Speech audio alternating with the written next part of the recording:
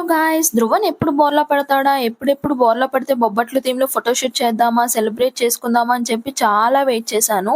ఇది బోర్లా పడితే బొబ్బట్లు అనేది ఒక సెలబ్రేషనే కాదు. మన బేబీ హెల్తీగా, యాక్టివ్‌గా అండ్ మంచిగా గ్రో అవుతుందని చెప్పడానికి ఒక బిగ్గెస్ట్ మైల్‌స్టోన్ అనమాట.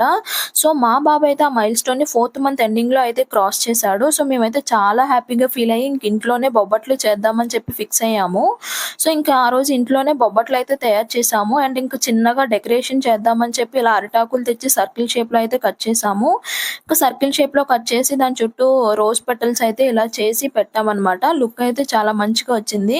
అండ్ ఇక్కడ బొబ్బట్లు కూడా తయారు చేశాము. టేస్ట్ అయితే సూపర్‌గా వచ్చింది. ఫస్ట్ టైమ్ అనమాట ట్రై చేయడం. ఈ బొబ్బట్లు చూస్తుంటే మేము హాస్టల్‌లో ఉండేటప్పుడు మా ఫ్రెండ్స్ అయితే వీటిని బచ్చాలు అని అనేవారనమాట తెలంగాణ స్టైల్‌లో. సో, మేము వీటిని బొబ్బట్లు అని అంటామనమాట.